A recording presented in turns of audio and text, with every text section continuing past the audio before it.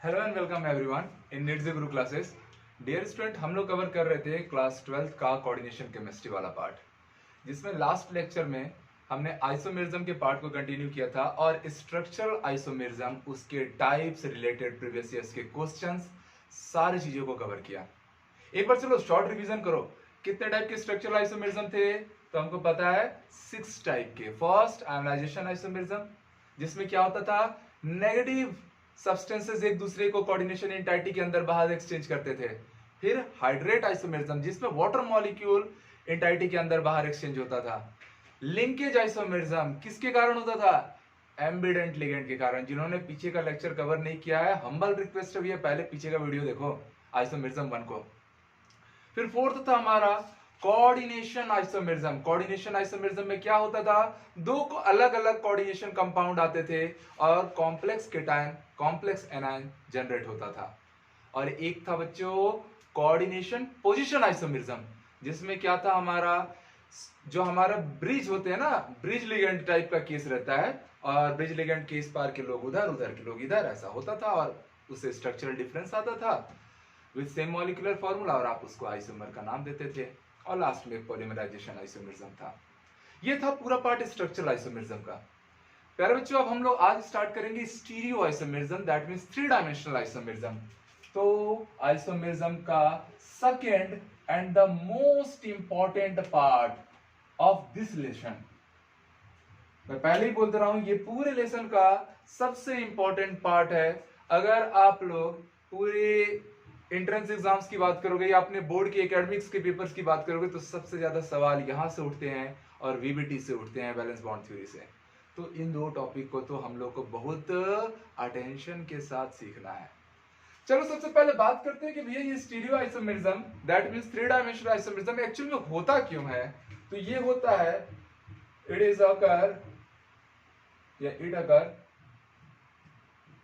occurs due to different arrangement of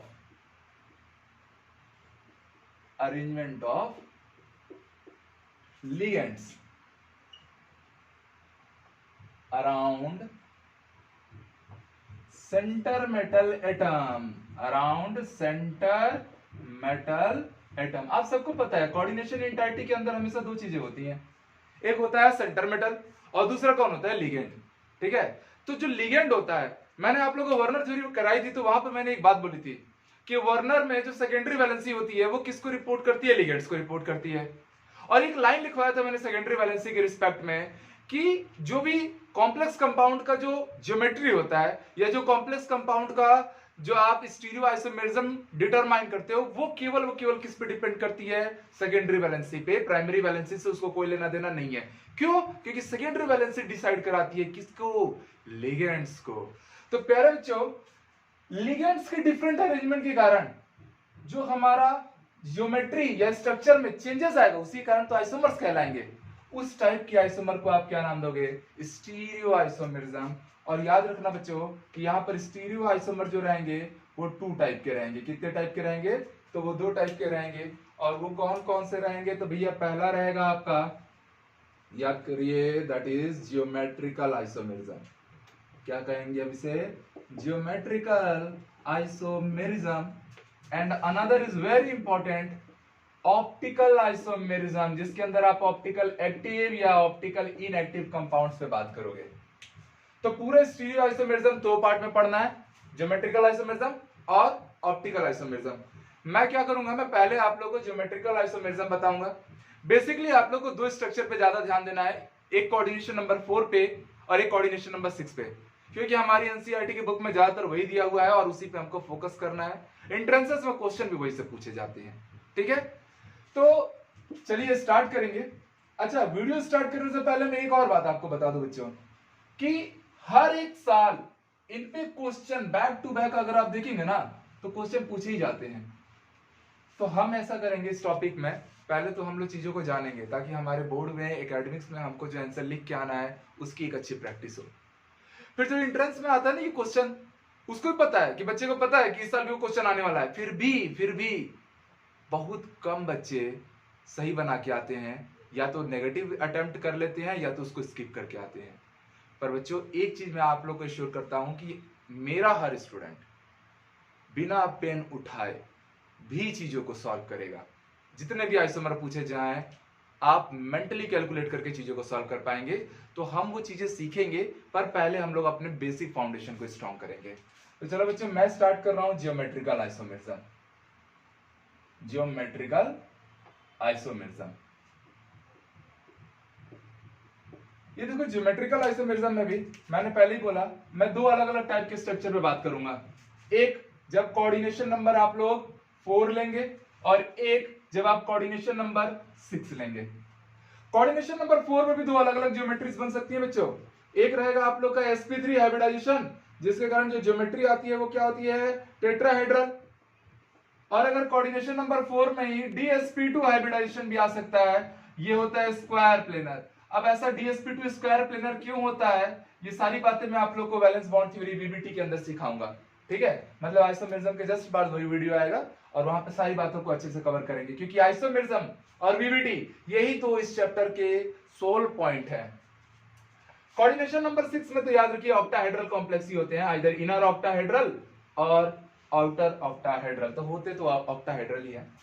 structure की अगर बात करोगे तो भैया ध्यान देना कि भैया यहाँ सेंटर मेटल बीच में रहेगा और उसके पहले मैं इधर बना लूं, टेट्राहेड्रल को बना देता हूँ, ध्यान दो पहले यही आया था, ये मेटल रहेगा और उसके चारों ओर कौन रहेंगे, लिगेंड्स, जो किस टाइप के दिखेंगे, एक टेट्राहेड्रल ज्योमेट्री जनरेट करेंगे। और आप सबको पता है लिगेंड क्या करते हैं बच्चों, लिगेंड सेंटर मेटल को loan pair of electron donate करते हैं, और जब loan pair of electron donate किया जाता है तो वहां कोऑर्डिनेशन बॉन्ड आता है, जिसका डायरेक्शन लिगेंड से लेकर मेटल की ओर होता है। इसीलिए लिगेंड को हम लोग क्या बोलते थे, लुईस बेस, और मेटल को क्या बोलते थे, लुईस एसिड, बिकॉज मेटल क्या कर रहा है, lone pair of electron accept करने का काम कर रहा है, इसलिए वो लुईस एसिडिक हो गया। तो यहां ध्यान से देखो, ये सारे के सारे लिगेंड क्या कर रहे हैं, सेंटर मेटल को लोन पेयर डोनेट करते हैं और कोऑर्डिनेशन बॉन्ड बना रहे हैं। अब मैं एक काम करता हूं, अब ना मैं इन लोग को ना धीरे धीरे ये डॉटेड लाइन से ऐड कर ज्वाइन कर रहा हूं। डॉटेड लाइन से ज्वाइन करने का एक मीनिंग है कि ये एक्चुअल में कोई बॉन्ड नहीं है, बस स्ट्रक्चर को टेट्राहेड्रल टाइप का दिखाने के लिए मैंने इसको dot dot dot dot line दिया है। ठीक है, यहां देख लो, यहां जी स्क्वायर प्लेनर स्ट्रक्चर, ये स्क्वायर प्लेनर स्ट्रक्चर में मेटल की ओर 4 लिगेंड रहेंगे और वो चारों लिगेंड क्या करेंगे, मेटल को अपना अपना लोन पेयर डोनेट करेंगे और लोन पेयर डोनेट करने से बनेगा कोऑर्डिनेशन बॉन्ड। ओके क्लियर बच्चों।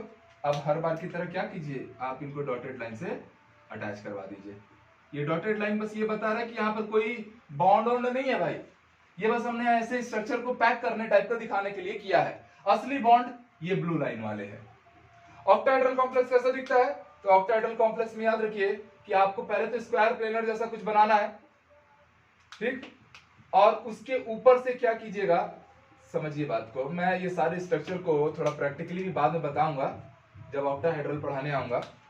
आज के वीडियो में तो आप समझिए कि हम कोऑर्डिनेशन नंबर 4 पे ही फोकस करेंगे। ठीक, अब यहां देखिए ये लोग आपस में ऐसे ज्वाइन करते हैं और साथ ही साथ ये ऊपर भी ऐसे जुड़े रहता है, तो this look like as an octahedral complex. ये सब ज्योमेट्री आपको बनानी आनी पड़ेगी, क्योंकि बोर्ड एग्जाम में आपको यही सब पूछता है भाई। आपको एक स्ट्रक्चर दे देगा, नाम दे देगा कंपाउंड, और आपसे बोलेगा कि उसका टोटल ज्योमेट्रिकल ऑप्टिकल आइसोमर कितने हैं, स्ट्रक्चर बनाओ, फाइंड करो, तो आपको आना चाहिए सारी चीजें, और सारी चीजें आपको आएंगी, इस चीज के लिए मैं आपको एश्योर करता हूं। तो बच्चे ये 3 टाइप का हम लोग को स्ट्रक्चर पढ़ना है, टेट्राहेड्रल, स्क्वायर प्लेनर और ऑक्टाहेड्रल कॉम्प्लेक्सेस, यही हमारे सिलेबस में मेजर पार्ट है और इन्हीं को हम लोग को कवर करना रहेगा। तो चलो अब मैं एक एक केस को कवर करते हुए चलता हूं ज्योमेट्रिकल आइसोमेरिज्म में। चलिए, तो ये सब अब हटाइए, आप समझ गए कि ज्योमेट्रिकल आइसोमेरिज्म हम पढ़ रहे हैं, ऑप्टिकल आइसोमेरिज्म हम बाद में पढ़ेंगे। ये भी हटा देता हूं, चलो थोड़ा बोर्ड में स्पेस चाहिए, काम ज्यादा करना है। देखिए बच्चों, पहला केस 1 हम क्या पढ़ रहे हैं, केस 1। केस 1 किसके लिए पढ़ रहे हैं, for tetrahedral complexes, for tetrahedral complexes. आराम से सीखना, बड़े मजेदार चीज है, एकदम रंगोली बनने वाला है। ठीक है, चलो मैं मान लिया एक टेट्राहेड्रल ऐसा कॉम्प्लेक्स बनाया। ओके, ये मेटल हो गया, उसके चारों क्या हो जाते हैं, लिगेंड, ध्यान दीजिए। फिर ये लिगेंड्स क्या कर रहे हैं, सेंटर मेटल को अपना लोन पेयर डोनेट करके कोऑर्डिनेशन बॉन्ड बना रहे हैं। और लास्ट में आपने क्या किया था, इनको ऐसे डॉटेड लाइन से बना दिया था ताकि आपका स्ट्रक्चर थोड़ा अच्छा दिखे, थोड़ा टेट्राहेड्रल टाइप का दिखे। आपको पता है टेट्राहेड्रल कॉम्प्लेक्स बच्चे जब भी बनते हैं तब इन दो लिगेंड्स के बीच का जो बॉन्ड एंगल है वो कितना डिग्री रहता है, 109 degree and 28 minute. 109 degree and 28 minute tetrahedral complex में बॉन्ड एंगल आता है। यहां एक इंपॉर्टेंट बात जान लेना, आपको पता है आइसोमेरिज्म तो तब कहलाता है जब मॉलिक्यूलर फॉर्मूला क्या रहे same, but structural formula compulsory में चेंज होना चाहिए। Same molecular formula different structural formula, तब वो आइसोमर है। यहां भी स्ट्रक्चर में चेंजेस आना मस्ट है, बट टेट्राहेड्रल कॉम्प्लेक्स में क्या होता है, टेट्राहेड्रल कॉम्प्लेक्स में बच्चे याद रखो due to symmetry of ligand, यहां लिगेंड सिमेट्रिकल रहते हैं क्योंकि इनका जो बॉन्ड एंगल है वो चेंज ही नहीं होता। और जब बॉन्ड एंगल चेंज ही नहीं हो रहा है तो फिर इनके लिगेंड्स के जो ज्योमेट्री है वो कैसा आ रहा है, सिमेट्रिकल आ रहा है।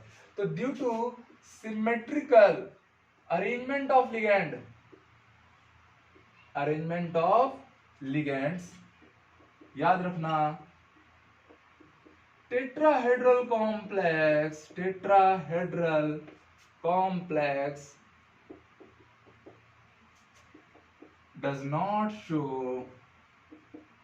does not show geometrical isomerism। कितना बढ़िया बात हो गया भाई, ये तो भैया पढ़ने से पहले ही खत्म हो गया है ना। मुन्ना भाई एमबीबीएस मूवी में देखे होगे भाई, ये तो रूम शुरू होते ही खत्म हो गया। तो वही हाल है जो हमको 3 केस में पढ़ाई करनी थी, टेट्राहेड्रल, स्क्वायर प्लेनर और ऑक्टाहेड्रल। टेट्राहेड्रल में हमको पता है लिगेंड्स क्या रहेंगे, सिमेट्रिकली अरेंज रहेंगे, बॉन्ड एंगल कभी डिफर करेगा नहीं, स्ट्रक्चर कोई डिफरेंस नहीं आएगा। स्ट्रक्चरल डिफरेंस जब आएगा नहीं तो आपको geometrical isomerism tetrahedral complex form नहीं करेंगे। तो 3 में से 1 केस की तो पढ़ाई भी ना पढ़ी हो गई, ठीक है। चलिए बच्चों अब हम सेकंड केस में आते हैं। टेट्राहेड्रल के बारे में आपने जान लिया कि वो ज्योमेट्रिकल आइसोमेरिज्म कभी भी रिप्रेजेंट नहीं करता। हम बात करेंगे अब हमारे सेकंड केस की, केस नंबर 2। और वो केस नंबर 2 किसके लिए है, तो ये केस रहेगा प्यारे बच्चों आपका स्क्वायर प्लेनर कॉम्प्लेक्स के लिए, फॉर स्क्वायर प्लेनर कॉम्प्लेक्स, ठीक। स्क्वायर प्लेनर कॉम्प्लेक्स, चलिए देखिएगा होता क्या स्क्वायर प्लेनर कॉम्प्लेक्स। बनाता हूं मैं, यहां पर मेटल रहेगा, सबको पता है, और मेटल के चारों क्या रहेंगे, लिगेंड। अभी मैंने स्ट्रक्चर तो बनाया ही था। तो स्क्वायर प्लेनर कॉम्प्लेक्सेस में, चलो मैं पहले एक बार स्ट्रक्चर एक बार और बनाता हूं ताकि मुझे कुछ सिखाना है वो चीजें आप जानिए। पहले ये लिगेंड हो गए, सबको पता है ये सारे लिगेंड कोऑर्डिनेशन बॉन्ड से जुड़ते हैं मेटल से, और इनके चारों ओर ऐसा डॉट लाइन बना देंगे ताकि आपको थोड़ा ज्योमेट्री सच में एक स्क्वायर प्लेन टाइप का दिखे। बच्चों मान लीजिए ये मेरा लिगेंड नंबर 1 है, दिस इज लिगेंड नंबर 2, ये लिगेंड नंबर 3 है, और ये है लिगेंड नंबर 4। एक बात जान लीजिए, ज्योमेट्रिकल आइसोमर आपने क्लास 11 में भी पढ़ा होगा, नाम आता है ज्योमेट्रिकल आइसोमर, दिमाग में एक चीज आ जाती है सिस और ट्रांस, सिस और ट्रांस, बिल्कुल याद आया ना, थोड़ा आइसोमेरिज्म लास्ट ईयर भी पढ़े हो तुम लोग। तो सिस कब होगा और ट्रांस कब होगा, अगर उस पर बात करनी है तो याद रखो सिस आप तब लेंगे जब आप 90 डिग्री वाले लोकेशन पे बात करेंगे। किससे बात करेंगे, 90 डिग्री वाले लोकेशन पे। फॉर एग्जाम्पल अगर ये एक स्क्वायर है तो आप सबको पता है कि स्क्वायर के हर एक साइड का ये जो एंगल आता है ये कितना डिग्री आता है, 90 डिग्री ही तो आता है। दैट मीन्स कि ये चारों साइड म्यूचुअली आपस में 90 डिग्री लोकेटेड है, मीन्स सिस लोकेशन पर है। किसमें है, सिस लोकेशन। सिस लोकेशन मीन्स 1 और 2 आपस में 90 डिग्री, सिस लोकेशन मतलब एक ही प्लेन पे आ रहा है, सिस लोकेशन। 2 3 सिस, 3 4 सिस, और 4 1 भी क्या हो गया, म्यूचुअली सिस पोजीशन हो गया, ठीक है। अब बात जब आप ट्रांस की करोगे, ट्रांस का मतलब होता है 180 डिग्री, याद रखना ये कोडिंग, ठीक है। ट्रांस का मतलब 180 डिग्री, 180 डिग्री का मतलब बच्चों ये लाइन या ये लाइन, सलमान खान वाला है ना। तो चलिए ये लाइन आप देखिए तो 1 और 3 180 डिग्री बना रहे हैं, ट्रांसलोकेशन है, और 2 और 4 भी 180 डिग्री बना रहे हैं, ट्रांसलोकेशन है। तो ज्योमेट्रिकल आइसोमर पढ़ने से पहले आपको स्क्वायर प्लेनर कॉम्प्लेक्स में सिस कौन कौन होंगे, ट्रांस कौन कौन होंगे, ये बात बच्चों आपको पता करनी है। अब चलो आ जाओ स्ट्रक्चर बनाते हुए ज्योमेट्रिकल आइसोमेरिज्म पढ़ने पे आते हैं हम लोग। मैं पहला एग्जांपल ले रहा हूं इसका। मान लीजिए बच्चों हमारे पास Ma4 टाइप का कोई कंपाउंड है, ऊपर में प्लस माइनस n लगा है। एग्जांपल देखना चाहो अगर आप लोग तो आपसे पूछा जाता है, कई बार पूछा भी है नीट में, ये Pt प्लस माइनस ऐसा करके कुछ दिया रहेगा, ये PtCl4 ही बस इतना ही दिया है, इसमें आप लोग को लाना है, मान लो -+2 दिया है, ठीक है। या और भी एग्जांपल लेना है, NiCO4 दे दिया है, ओके, है ना। Ma4 टाइप का हो रहा है, ए क्या है, मोनोडेंटेड लिगेंड है, ओके। बड़े सारे एग्जांपल हो सकते हैं, आप किसी को भी ले सकते हो, आप NiCN4 भी ले लो, कोई फर्क नहीं पड़ता, ऊपर -2 ताकि निकल पे +2 चार्ज जनरेट हो जाए, ठीक है। तो ये बड़े सारे एग्जांपल हो सकते हैं। कोडिंग आप याद रखना, Ma4 टाइप का मैं बात कर रहा हूं। अब ध्यान से देखना, आपको किसको पकड़ के चलना है, आपको पकड़ के चलना है ट्रांस को। क्यों ट्रांस को, क्योंकि सिर्फ में 4 केस है और ट्रांस में केवल 2 केस है। बेहतर है यार 2 केस को पढ़ना, या तो सिर्फ से पढ़ाई कर लो या तो ट्रांस से पढ़ाई कर लो, काम तो सेम ही आना है, किसी एक से आपका काम चल जाना है, तो हम ट्रांस को लेकर चलेंगे। Ma4 है बच्चों, अगर Ma4 है तो आप समझ गए कि चारों ओर कौन है, मेटल बीच में, और चारों ओर लिगेंड कोऑर्डिनेशन बॉन्ड के साथ। Very easy. यहां क्या होने वाला है, तो आप एक काम कीजिए, इसके ट्रांसपोजिशन को चेंज करके चेक कीजिए कि क्या कोई ज्योमेट्रिकल या क्या कोई स्ट्रक्चरल डिफरेंस जनरेट हो रहा है। अगर हो रहा है तो वो आइसोमेरिज्म देगा, और नहीं हो रहा है तो आइसोमेरिज्म नहीं देगा। मान लीजिए मैंने इस ए की जगह पे इस ए को स्विच किया, कोई फर्क हुआ क्या, नहीं। पहले भी ए के ट्रांस में ए है, बाद में भी ए के ट्रांस में क्या आएगा, ए ही आएगा। कहीं से आप किसी को भी कुछ भी रख लो, कहीं से भी स्ट्रक्चरल डिफरेंस जनरेट नहीं हो रहा, मतलब आप समझ गए कि ये सारे के सारे कंपाउंड, Ma4 टाइप के कंपाउंड ज्योमेट्रिकल आइसोमर नहीं देंगे। ये सारे के सारे ज्योमेट्रिकल आइसोमरिज्म या आइसोमर नहीं देने वाले। तो आपसे क्वेश्चन ऐसा पूछ दिया जाएगा, PtCl4 -2 में कितने ज्योमेट्रिकल आइसोमर हैं, तो प्यारे बच्चों आपको इमीडिएटली क्रैक करना है चीजों को। भैया PtCl4 के बारे में बात कर रहा है, तो हम समझ गए कि इसमें Ma4 टाइप के स्ट्रक्चर बना, कोडिंग ऐसा बना देना। देखना कुछ भी ज्योमेट्रिकली चेंजेस तो आ ही नहीं रही हैं, स्ट्रक्चर बदल ही नहीं रहा है, मतलब ज्योमेट्रिकल आइसोमर नहीं आने वाला, ठीक है।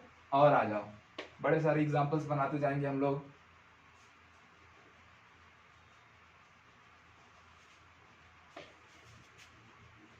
चलो देखो दूसरा, मान लीजिए हमसे बोला गया Ma4 तो हो गया, अब Ma3B लिया मैं, प्लस माइनस n, या इसी को आप लोग MAB3 भी बोल सकते हो, एक ही बात है। कोऑर्डिनेशन नंबर अभी भी कितना है, 4 ही है, दोनों तो मोनोडेंटेड लिगेंड है। एग्जांपल के तौर पे प्यारे बच्चों अगर आप देखना चाहो तो मान लो आपने लिया NiPyCl3, ऐसा आपके पास है, ठीक है, ऊपर में +1 डाल दिया, नहीं मतलब -1 डालूंगा मैं ताकि मुझे +2 मिले, ठीक। या आप कोई और एग्जांपल, आपकी इच्छा है, आप जिसको लेना चाहे आप उसको ले लीजिए, आप PD ले लीजिए, H2O ले लीजिए, और यहां पर Br3 ले लीजिए, ठीक है। तो यह पे डिपेंड करता है आपको क्या लेना है एग्जैक्टली। कोडिंग याद रखना, AB3, या ऐसा भी कर सकते हो A3B, आपकी मर्जी, ठीक। AB3 या A3B, सेम मीनिंग सेम है। मैं चाहता तो इस Br को आगे और H2O3 को पीछे भी लिख सकता था, इसलिए मैंने पहले बोल दिया A3B बोल लो, AB3 बोल लो, मतलब तो सेम है भाई, ठीक है। चलो आ जाओ बनाने। आप समझ गए कि आपको क्या मिलने वाला है, 3 जगह तो A मिलने वाला है, और एक जगह बच्चों आपको क्या मिलने वाला है, B, ठीक है। अब जब आपको 3 जगह A और एक जगह B मिला है, एक काम कीजिए, इस बार आपको क्या मिला है, एक A के ट्रांस में B आ रहा है और एक A के ट्रांस में A आ रहा है, ओके, ठीक है। मैंने इसको स्विच किया, जब मैं स्विच भी करूंगा ना बच्चों तो भी क्या हो जाएगा, ये B यहां आ जाएगा, ये A यहां आ जाएगा, तो इस A के ट्रांस में B आएगा, और ये वाला A नीचे आ गया तो A के ट्रांस में A आएगा, मतलब तो कंडीशन तो वही जा रहा है ना, पहले भी एक A के ट्रांस में B और एक A के ट्रांस में A आ रहा था, तो पेयर अभी भी वही हो रहा है, स्विचिंग के बाद भी कोई चेंजेस आ नहीं रहा, कोई स्ट्रक्चरल डिफरेंस जनरेट नहीं हो रहा। इसका मतलब आप समझ गए कि यहां भी कोई ज्योमेट्रिकल आइसोमर नहीं होगा, GI मतलब नो ज्योमेट्रिकल आइसोमर। एक केस और ले लेते हैं, मान लीजिए हम लोग थर्ड केस लिए, क्या ले रहा हूं बच्चों, MA3B हो गया। अब A2B2 ले रहा हूं मैं, MA2B2। एग्जाम्पल देख लीजिए, एग्जाम्पल लाइक हमने ले लिया CO H2O2 NH3 2, बाहर में Cl3 है, या कुछ भी आप ले सकते हो, Ni CN2 Cl2, ठीक है। कितना होने लगा, -4, उधर जाके +2 करना है, मतलब -2, ठीक है। ऐसा आप कुछ भी मेंटेन कर सकते हो, या आप यहाँ पर 104 रख दो, कुछ भी आपकी मर्जी है। ऐसा आपको क्वेश्चन देगा, आपको ये कोडिंग क्रैक करनी है पहले कि भैया ये तो A2B2 टाइप का दिखा, जहां A और B दोनों के दोनों क्या है, मोनोडेंटेड लिगेंड। अभी बाइडेंटेड लिगेंड पे पढ़ाई नहीं कर रहे हैं, धीरे से वो भी पढ़ाई करने वाले हैं, वैसे याद रखना, ठीक है। सॉरी। तो अब करना क्या है, तो ध्यान देना, M पहले मैं एक काम करता हूं, दोनों A को एक ही साइड रखता हूं, दोनों A एक साइड है, दोनों B एक साइड है। चलिए बच्चों, वेरी गुड। तो अब आप यहां से एक चीज देखेंगे कि दोनों A के एक साइड होने के कारण, दोनों B के एक साइड होने के कारण A के ट्रांस में कौन है, B, यहां के भी A के ट्रांस में कौन है, B, ठीक। अब मैंने ना ये A और इस B को ना पकड़ के स्विच कर दिया, इनकी पोजीशनिंग चेंज कर दी। जैसे ही मैंने इनकी पोजीशनिंग चेंज की, जैसे ही मैंने इनकी पोजीशनिंग चेंज की, ऊपर वाले तो अपनी जगह पे हैं, नीचे वाले अपना जगह चेंज किए, और जैसे ही बच्चों आपने उनका जगह चेंज किया, यहाँ पर आपको पता है डॉट डॉट डॉट लाइन है, ठीक है। तो जैसे ही उनकी आपने पोजीशनिंग चेंज की बच्चों, अब आप देख रहे हैं पहले A के ट्रांस में B था, यहाँ वाले A के ट्रांस में B था, अब A के ट्रांस में A आया है, B के ट्रांस में B आया है, मतलब स्ट्रक्चर में डिफरेंस आ गया। और जब भी स्ट्रक्चर डिफरेंस आता है तब आपको पता है आपको आइसोमेरिज्म कंसीडर करना है। तो यहाँ पर आइसोमेरिज्म आ रहा है, कितने आइसोमर आ रहे हैं, तो पहले वाले केस में दोनों A एक साइड थे, दोनों B एक साइड थे, मतलब ये सिस वाला फॉर्म था। और अब A के ट्रांस में A है, B के ट्रांस में B है, मतलब A की रिस्पेक्ट में देखो तो ये ट्रांसफॉर्म है। टोटल कितने आइसोमर बने हमारे, टोटल ज्योमेट्रिकल आइसोमर इन MA2B2 कॉम्प्लेक्स, टोटल कितने आए बच्चों, 2 ज्योमेट्रिकल आइसोमर आए, एक सिस और एक ट्रांस। तो इस तरीके से आपको चीजों को फॉर्म करना है, स्ट्रक्चर बना बना के देखना है, आपको कुछ नहीं करना है। जहां जहां मैंने AB लिखा है ना, आपको वहां पर H2O या NH3 एग्जाम में जो भी पूछे आपको वो वहां पर चिपका देना है, ठीक है। तो होप सो आप चीजों को क्रैक कर पा रहे हैं कि हो क्या रहा है हमारे साथ। चलिए आगे और देखते हैं, और इसी में देखिएगा, और कंपाउंड अभी हम लोग लेंगे, एक एक कोडिंग को आप लोग धीरे धीरे करते जाइए। नेक्स्ट आते हैं हम लोग, MA3B तो हो चुका, नेक्स्ट है MA2BC, MA2BC टाइप का कॉम्प्लेक्स। एग्जाम्पल क्या होगा, आप अपने मन से बना सकते हो, CO H2O2 ClPy, ऐसा मैंने कुछ डाल दिया, और ऊपर बाहर है Cl2, ऐसा कोई कॉम्प्लेक्स दिया है। या Ni NH3 2 Cl, कुछ अपने मन से ले लो, H2O ले लो, ठीक है। Ni पे माइनस यहाँ +1 ले लो, ठीक है। चाहो तो वहां बगल में आप NO3 को लगा लो, Cl को लगा लो, ठीक है। अब देखो इसका कॉम्प्लेक्स बनाना है, तो भैया कॉम्प्लेक्स बनाने चला मैं, ठीक है। ये M आ गया बीच में, 2 A है, पहले तो एक काम करो, दोनों A को ना एक दूसरे के क्या रखो, सेम साइड में रख दो। जब सेम साइड में आपने रखा है तो अब B और C यहां मिलेंगे। अभी आप ध्यान से देखिए बच्चों, A के ट्रांस में कौन है भैया, A के ट्रांस में C है और A के ट्रांस में B है, ओके। मैंने काम किया, मैंने चीजों को स्विच किया। जब मैं चीजों को स्विच करने जाऊंगा बच्चों, अगर मैं यहां से स्विच किया, B को नीचे ला दिया, C को ऊपर ला दिया, कोई फर्क पड़ेगा क्या, अभी भी A के ट्रांस में B आएगा और एक A के ट्रांस में C आएगा, वही हाल है। पर अगर मैंने इन दोनों को पकड़ के स्विच करा दिया, तो जब बच्चों आपने इन दोनों को पकड़ के स्विच कराया ना, थोड़ा समझना बात को, आपको ये चीजें बोर्ड में बना के आनी है भाई, ठीक है।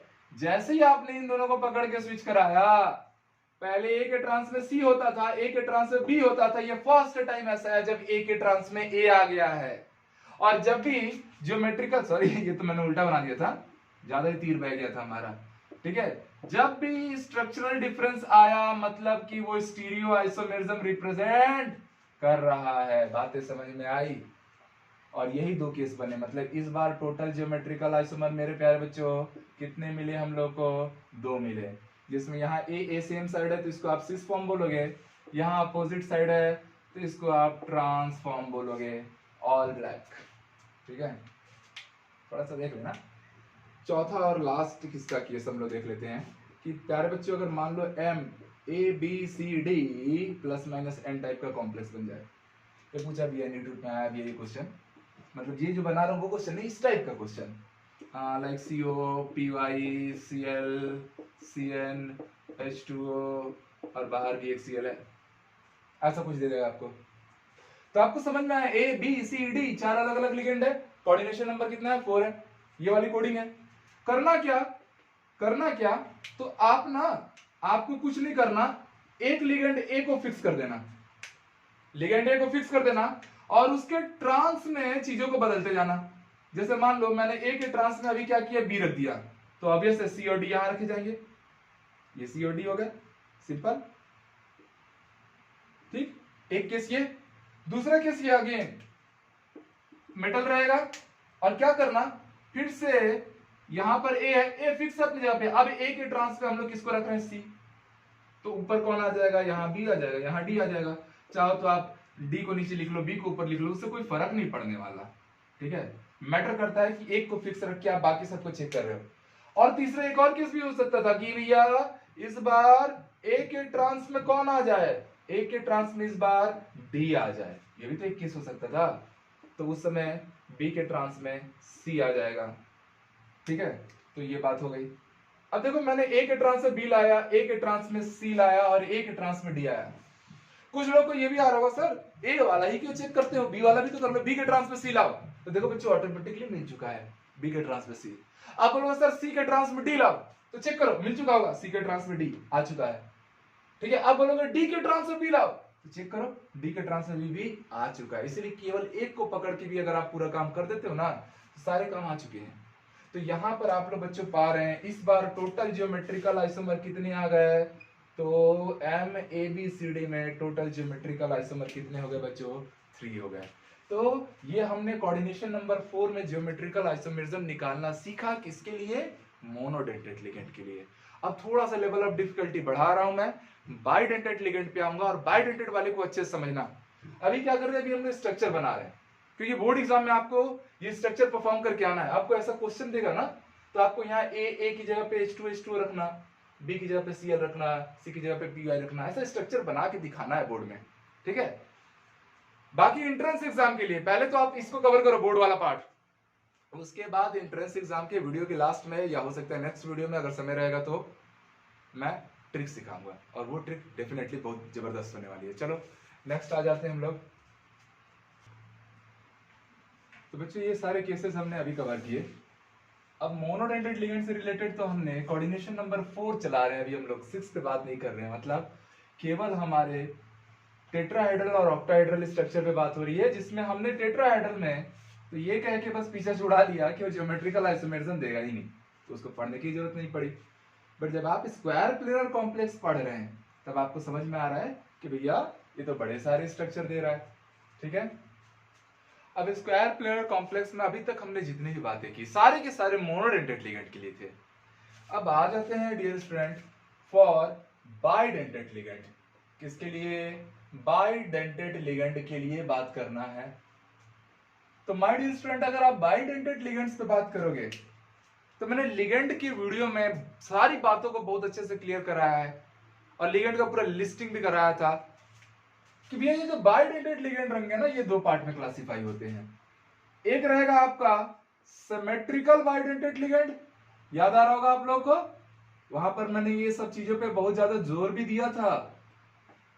और दूसरा रहता है अनसिमेट्रिकल बाइडेंटेट लिगेंड। अब ये सिमेट्रिकल और अनसिमेट्रिकल बाइडेंटेट लिगेंड लेने से ना सारा स्ट्रक्चर में चेंज आ जाता है भाई। ठीक है, इसलिए आपको नोटिस करके पढ़ना है, और ये बात भी याद रखनी है कि कब कौन सा बाइडेंटेट लिगेंड सिमेट्रिकल होता है, कब कौन सा अनसिमेट्रिकल होता है। और ये बात आई थिंक सेकंड वीडियो, मतलब जब लिगेंड का वीडियो है वहां आप देखिए, वहां पर कौन bidentate symmetrical neutral, negative, positive, ये सारी बातें वहां पर कराई गई हैं एक एक लिगेंड के बारे में। स्ट्रक्चर बना बना के मैंने चीजों को एक्सप्लेन किया था। एग्जाम्पल देख लीजिए बच्चों, अगर मुझे सिमेट्रिकल बाइडेंटेड लिगेंड चाहिए, मान लीजिए मैं एथिलीन डाइएमीन लिया, तो एथिलीन डाइएमीन कैसा दिखता है भैया, CH2 CH2, यहाँ कौन आ गया NH2, भैया 2 नाइट्रोजन है, दोनों पे लोन पेयर है जो सेंटर मेटल को डोनेट करेंगे, इसलिए ये बाइडेंटेड लिगेंड है। और सिमेट्रिकल है कि अनसिमेट्रिकल है, तो ध्यान दीजिए इधर के पार्ट को अगर मैं A मानता हूं तो इधर वाला भी पार्ट तो बिल्कुल सेम ही है ना, तो ये सिमेट्रिकल बाइडेंटेड लिगेंड है। और सिमेट्रिकल बाइडेंटेड लिगेंड को आपको कैसे एक्सप्रेस करना, AA, ठीक है, कैसे AA। और याद रखो ये वाला A और ये वाले A को आप अलग नहीं कर सकते क्योंकि ये तो एक ही कंपाउंड है, तो ये नहीं कि भैया इसको मैं अलग से कर दूंगा, दोनों को हमें एक साथ रखना है। और बिकॉज ये बाइडेंटेड लिगेंड इसलिए मैं इस बार कैपिटल लेटर यूज कर रहा हूं। मोनोडेंटेड लिगेंड में मैं स्मॉल लेटर यूज करूंगा और कैपिटल लेटर यूज कर रहा हूं, दैट मीन समझ जाना कि मैं बाइडेंटेड लिगेंड में बात कर रहा हूं। यहां आ जाइए, यहां पर अनसिमेट्रिकल बाइडेंटेड लिगेंड अगर लेना है हम लोग को, तो मैं ग्लाइसिनेट आयन ले रहा हूं, CH2C डबल बॉन्ड O, ठीक है, वो इथिलीन डाइएमीन था और ये ग्लाइसिनेट आयन है। यहां अगर आप लोग ऐसे सिमेट्रिक लाइन खींचने जाओगे, इधर के पार्ट को आप क्या नाम दिए, A, क्या इधर का पार्ट सेम है क्या, obviously not, that is B। तो इसलिए कंबाइंड फॉर्म में, क्योंकि ये पूरा तो एक ही स्ट्रक्चर है ना, इसको हम लोग क्या नाम देंगे, AB। तो AB लिखना मतलब आप समझ लेना अनसिमेट्रिकल बाइडेंटेड पे बात हो रही है, और AA लिखा हुआ है तो सिमेट्रिकल बाइडेंटेड पे बात हो रही है। अब प्यारे बच्चों, अब ये सिमेट्रिकल और अनसिमेट्रिकल स्ट्रक्चर में कैसे अपने वेरिएशंस को एक्सप्लेन करेंगे, ये बात अब आप लोग समझिए। और मैं एक और काम करूंगा कि मैं साथ ही में दोनों को लेकर भी चलूंगा, एक साइड सिमेट्रिकल, दूसरी साइड अनसिमेट्रिकल। तो मैं पहला कंपाउंड ले रहा हूं इधर का MAA2 टाइप का कोई कॉम्प्लेक्स। फॉर एग्जांपल मैंने ले लिया NiEN2+2, ठीक है, या आप ले सकते हो COEN2, EN2 की जगह पे कोई और सिमेट्रिकल बाइडेंटेड लिगेंड अगर आपको याद आ रहा होगा, जैसे ऑक्सलेट आयन ही हमारा C2O4, इस पे भी मान लीजिए ये तो कितना देता है -2, तो इधर -2, ओके, ताकि टोटल मिलाइए -1 कर देता हूं, टोटल CO पे +3 चार्ज आ जाएगा जो ज्यादा एक्सेप्टेबल रहता है। ऐसा क्वेश्चन आपको बच्चों दे दिया और आपसे बोल रहा है कि इसके टोटल आइसोमर काउंट करो। ये किसका चेक केस चल रहा है, बाइडेंटेड लिगेंड का। यहीं पर मैं अनसिमेट्रिकल बाइडेंटेड का भी ले लेता हूं, AB2 टाइप का कॉम्प्लेक्स ले रहा हूं मैं। कैसा कॉम्प्लेक्स ले रहा हूं, AB2। AB नाम देते ही आप लोग समझ जाना अनसिमेट्रिकल पे बात हो रही है। एग्जांपल अगर देखना चाहो तो आप लोग ऐसे ले लो, NYDMG, सबको पता है डाइमेथाइल ग्लाइऑक्सम क्या है, एक अनसिमेट्रिकल नेगेटिव बाइडेंटेड लिगेंड, और जिसमें टोटल चार्ज क्या आता है, -1 आता है, ठीक है। तो NIDMG हो गया। एग्जाम्पल तो खुद से भी बना सकते हो, और ये एग्जाम्पल आएगा तो ये कोड भी बना सकते हो, ठीक है। और उसके लिए आपको पता होना चाहिए कि भैया ऑक्सलेट आयन सिमेट्रिकल है, एथिलीन डाइएमीन सिमेट्रिकल है, DMG डाइल मिथाइल ग्लाइऑक्सम अनसिमेट्रिकल है। और ये बातें कैसे पता चलेंगे, तो लिगेंड वाले वीडियो में पता चलेंगी। और अगर पहले से पता है तो बहुत खुशी की बात है, आगे बढ़ जाते हैं। फिर तो यहां पर करता हूं मैं, M आ गया बीच में, ठीक है, और उसके साथ कौन है भैया, AA। बट आपको पता है ये बाइडेंटेड लिगेंड है, इसका मतलब ये AA हमेशा एक दूसरे से जुड़े रहेंगे, तो यहाँ लॉक लगा देना, यहाँ लॉक लगा देना। सेम यहाँ भी वही हाल है कि यहाँ भी कौन है, AA, और ये दोनों AA एक दूसरे से जुड़े हुए हैं, मतलब ये क्या, लॉक लगा देना। लॉक लगाने का मतलब है कि ये एक ही कंपाउंड था ना ये, तो ये दोनों एक दूसरे से जुड़े हुए हैं, ठीक है। एग्जाम्पल के तौर पे बच्चों में यही दिखा रहा हूं मैं, NiEN2 था ना, तो आप खुद समझ गए कि यहाँ पर NH आएगा, फिर यहाँ CH2 रहेगा, फिर ये NH रहेगा, और ये ऐसे कनेक्ट होता था, एथिलीन डाइएमीन हो गया। यहाँ भी देख लो, यहाँ NH CH2 फिर यहाँ भी कौन है, NH है, और ये जाके ऐसे जुड़ेगा। तो इसलिए मैंने AA के बीच में क्या किया, लॉकिंग किया था, क्योंकि वो दोनों मिलके एक कंपाउंड थे ना, ठीक है। अब बाकी आप इसको ज्वाइन करना चाहो ज्वाइन कर लो, कोई बात नहीं है, आपको थोड़ा स्ट्रक्चर सुंदर दिखेगा और कोई इशू नहीं है। चलिए, हमको क्या करना है, हमको स्ट्रक्चरल डिफरेंस जनरेट करना है, तभी तो मैं आइसोमेरिज्म वर्ड यूज करूंगा। अगर मैंने किसी एक साइड को फिक्स रखो, किसी एक साइड को आप स्विच कर दो, जब बच्चों आप स्विच करोगे ना, तो आप देखोगे कि पहले एक ट्रांस में ही था, बाद में भी स्विचिंग के बाद भी ए के ट्रांस में ए ही आएगा। इसका मतलब यहां से साफ साफ क्लियर हो गया कि ये कोई ज्योमेट्रिकल आइसोमेरिज्म रिप्रेजेंट नहीं करने वाला, ये कोई ज्योमेट्रिकल आइसोमेरिज्म रिप्रेजेंट नहीं करने वाला। और एक और बेटा इंपॉर्टेंट बात याद रखना कि जब भी बाइडेंटेड लिगेंड की बात होगी, बाइडेंटेड लिगेंड हमेशा सिस पोजीशन पे ही रखे जाएंगे। Very important point, bidentate ligand हमेशा सिस पोजीशन पर ही रखे जाएंगे। अगर मैंने ट्रांसपोजिशन रख दिया, मतलब ए को मैंने एक बाइडेंटेड माना, 1-3 ट्रांसपोजिशन था और 2-4 भी ट्रांसपोजिशन है। 1-3 के बीच में अगर आपने ऐसे एक लिगेंड रखा और 2-4 के बीच में आपने ऐसा लिगेंड रखा, तो क्या वो एक दूसरे को क्रॉस करेंगे, इंटरसेप्ट करेंगे? कभी नहीं। इसलिए हमेशा याद रखो, bidentate ligand only and only located on cis position. और सिस पोजीशन क्या है? 1-4 सिस है, 2-3 सिस है। मैंने बोला था ना पहले ही, इसको 1 मान लो, ये 2 मान लो, ये 3 हो गया, ये 4 हो गया। तो सिस पोजीशन पे तो है ना, 1-4 सिस है, 2-3 भी सिस है। तो बाइडेंटेड लिगेंड सिस पोजीशन पे रखे जाएंगे। और सिस पोजीशन क्या है ये पहले से आपको पता है। और इस कंपाउंड में कितने ज्योमेट्रिकल आइसोमर आए? 0, क्योंकि कुछ भी स्विच करने से geometrical difference, structural difference generate नहीं हो रहा। बट बात आप लोग अनसिमेट्रिक की कर रहे हो, सेम कंपाउंड दिख रहा है एकदम, फर्क बस ये हो गया है, सिमेट्रिकल था, ये भैया अनसिमेट्रिकल होने वाला है। अब यहां के लिए आ जाओ, ये ले ए बी हो गया, बाइडेंटेड है, लॉक लगाओ इन लोग को, एक साथ रहेंगे, हम साथ निभाना साथिया टाइप का, गोपी बहू है ना। और यहां भी क्या है? A B. ओके, अब क्या करना है, ये ऐसे कर लो, ठीक। अभी ध्यान देना, ए की ट्रांस में आपको कौन दिखाई दे रहा? बी। और यहां बी के ट्रांस में क्या दिखाई दे रहा है? ए। अगर मैंने इसको स्विच किया बच्चों, जैसे ही मैंने इसको स्विच किया, कहानी में आ जाएगा ट्विस्ट, कहानी में जबरदस्त ट्विस्ट आएगा। और अब आपको कुछ और ही चीज दिखाई देने वाली है। अब बी के ट्रांस में आपको बी दिखाई दे रहा होगा और ए के ट्रांस में आपको ए दिखाई दे रहा होगा। तो यहां पर आप समझ पा रहे हो कि स्ट्रक्चरल डिफरेंस आया कि नहीं आया? बिल्कुल आया। तो कंपाउंड सेम दिख रहा था, यहाँ ए था, मतलब सिमेट्रिकल बाइडेंटेड लिगेंड था, और यहाँ पर अनसिमेट्रिकल बाइडेंटेड लिगेंड था। तो जब सिमेट्रिकल बाइडेंटेड लिगेंड था तब उसमें कोई ज्योमेट्रिकल आइसोमर नहीं आया। बट जहां आपने अनसिमेट्रिकल बाइडेंटेड यूज किया, आपको समझ में आ रहा है कि दो अलग अलग स्ट्रक्चर पढ़ रहे हैं और ज्योमेट्रिकल आइसोमर कितने आ रहे हैं बच्चों? तो 2 ज्योमेट्रिकल आइसोमर जनरेट हो गए। तो ये बातें आपको जाननी है, ठीक है। अब आप बात करोगे ऑप्टिकल आइसोमर कितने आएंगे, तो एक बात में ये बात याद रख लेना कि भैया जो स्क्वायर प्लेनर कॉम्प्लेक्स होते हैं ना, उनमें ऑप्टिकल एक्टिविटी होती ही नहीं है। तो ऑप्टिकल एक्टिविटी केवल आपको एक ही जगह पढ़नी है, कोऑर्डिनेशन नंबर 6 ऑक्टाहेड्रल कॉम्प्लेक्स के लिए, जो हम नेक्स्ट वीडियो में कवर करेंगे। फिलहाल के लिए मैं 1-2 क्वेश्चन और आप लोगों को करवा दूं, ठीक है। एग्जांपल भी समझ पा रहे हो? अब मैंने अभी दिखा भी दिया था स्ट्रक्चर। तो ऐसा ही क्वेश्चन पूछेगा आपसे बोर्ड में या आपकी एंट्रेंस एग्जामिनेशंस में। आपको हर टाइप के क्वेश्चन के लिए रेडी रहना है, हर टाइप के क्वेश्चन के लिए। कई बार देखो क्या होता है ना, मैंने ये प्रेडिक्शन देखा है, आजकल के बच्चे मोबाइल तो खूब चलाते हैं, तो पढ़ने के पर्पज से नहीं चलाते हैं। यूट्यूब पे कितने ही एक से एक लेजेंडरी ट्यूटर्स हैं, उन सबकी वीडियोस पड़े हुए हैं, बट जैसे उनमें भी देखना ना, वीडियो नंबर 1 में ना जितना व्यू रहेगा, वीडियो नंबर 2 में आधा हो गया रहेगा। ये एक इंपॉर्टेंट फैक्ट है और ये समझ नहीं आता क्यों। जब भैया 10 लोग वीडियो नंबर 1 को दे रहे हैं और वो 10 बच्चे अगर सीरियस थे, तो वो वीडियो नंबर 10 तक भी वही 10 बच्चे रहने चाहिए। जैसे आप लोग क्लास में डेली आते हो, क्लास में डेली पढ़ते हो, और अभी तो ऐसा है कि यही क्लास है, यही ऑनलाइन ही क्लास है। तो फिर ये जो स्ट्रेंथ घटता है ना, ये कहीं ना कहीं इस बात को बता रहा है ना कि बच्चे सीरियस नहीं है, किसी भी चीज को लेके सीरियस नहीं है, इतना लेट हो गया है तो भी सीरियस नहीं है।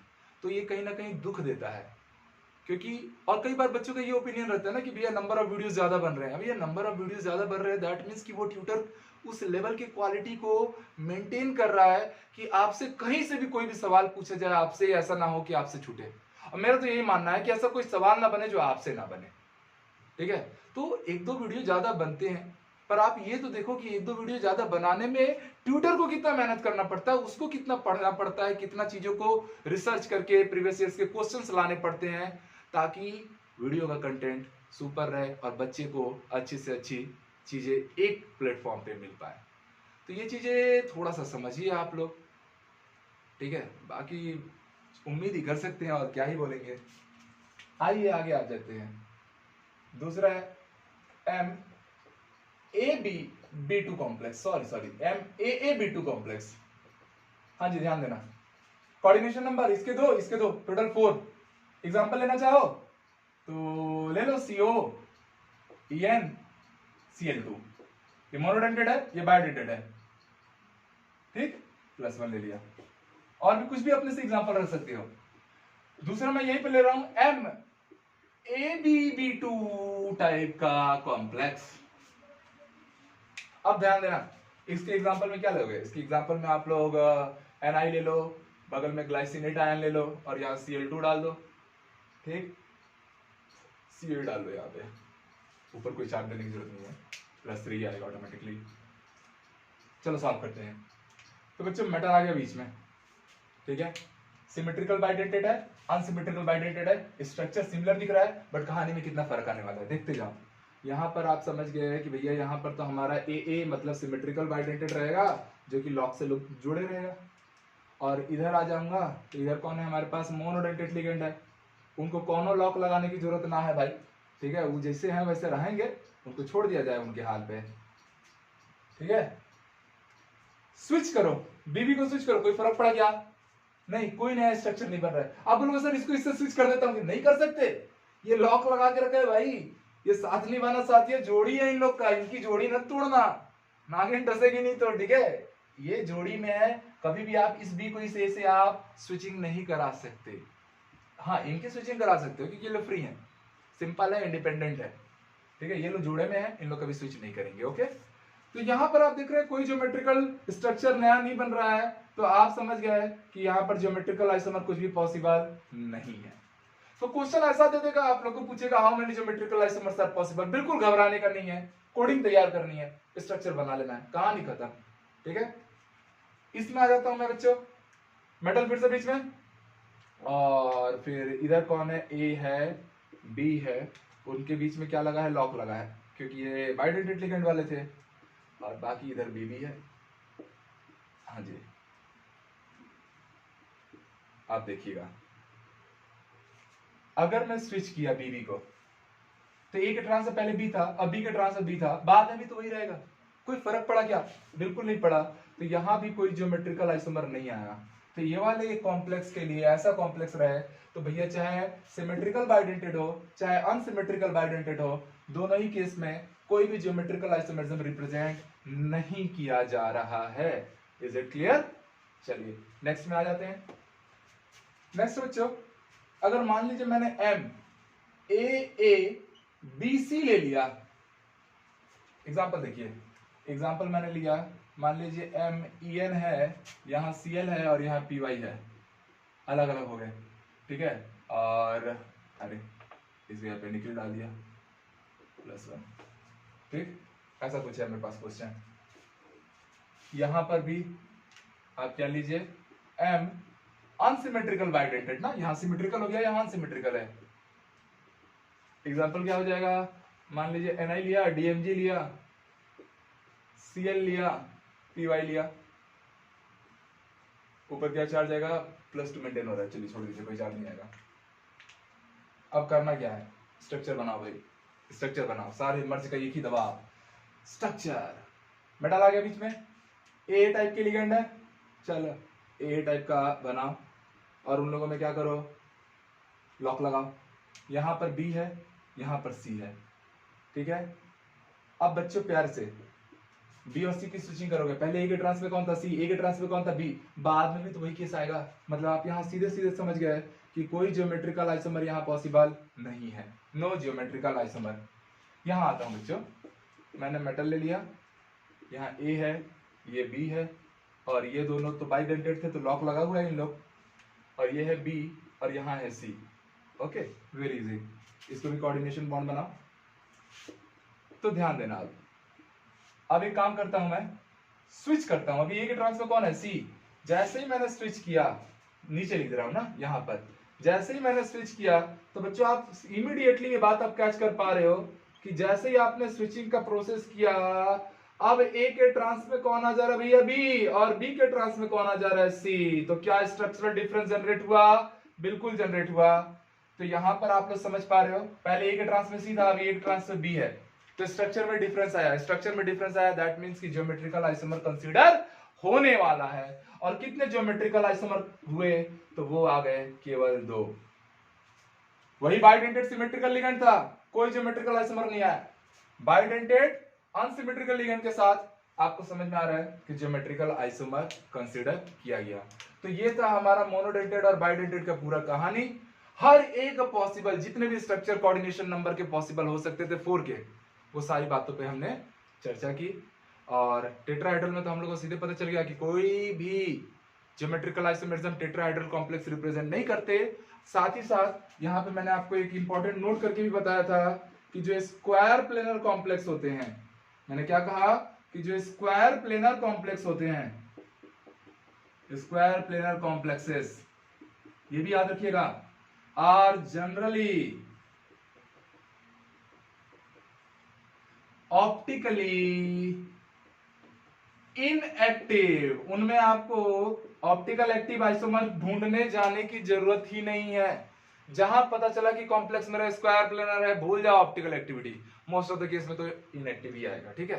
केमिस्ट्री है, बड़े सारे एक्सेप्शंस हो जाते हैं, बट मोस्टली हमारे सिलेबस के हिसाब से ऑप्टिकल इनएक्टिव ही कंसीडर करना, ठीक है बच्चों। यहां तक की पूरी बातें geometrical isomerism in coordination compound 4 hopes तो आपको ठीक से समझ में आ गई होगी। चलिए अब एक काम करते हैं, कॉम्पिटिटिव एग्जाम में आपको चीजों को कैसे डील करना है उस पर अब काम कर लेते हैं। तो थोड़ा सा ट्रिक समझिएगा, ठीक है। किसके लिए बात कर रहे हैं अभी हम लोग फिलहाल कोऑर्डिनेशन नंबर 4 के लिए, ठीक है। मैंने पहला कॉम्प्लेक्स लिया बच्चों MA4 टाइप का कॉम्प्लेक्स, MA4 टाइप का कॉम्प्लेक्स लिया, ऊपर कोई भी प्लस माइनस चार्ज है, ठीक है। कंपाउंड क्या होगा आप लोग समझदार हो। याद रखो ये जो मैं ट्रिक आप लोगों को करा रहा हूं, ये ट्रिक केवल मोनोडेंटेड लिगेंड के लिए ही काम करेगा। बाइडेंटेड लिगेंड में क्या दिक्कत है कि भैया वो सिमेट्रिकल है तो अलग केस हो जा रहा है, अनसिमेट्रिकल है तो अलग केस हो जा रहा है। तो इसीलिए बाइडेंटेड लिगेंड में ये वैलिड नहीं रहेगा, बट मोनोडेंटेड लिगेंड को आप लोग with in a second mentally calculate करके चीजों को उड़ा सकते हो कि कितने आइसोमर आएंगे। ध्यान देना, करना क्या, मैंने पहले ही बोला पूरा फोकस किस पे जाएगा, ट्रांस लोकेशन पे। कहां, ट्रांस पे। A4 टाइप का कॉम्प्लेक्स है, आप क्या करो, ए के ट्रांस में एक बार ए आएगा, फिर दूसरे में भी ए के ट्रांस में ए आएगा, ठीक है। तो आप देखिए अब किसी एक को मोनोडेंटेड लिगेंड है तो ये लोग एक दूसरे से शफल कर सकते हैं, स्विच किए जा सकते हैं।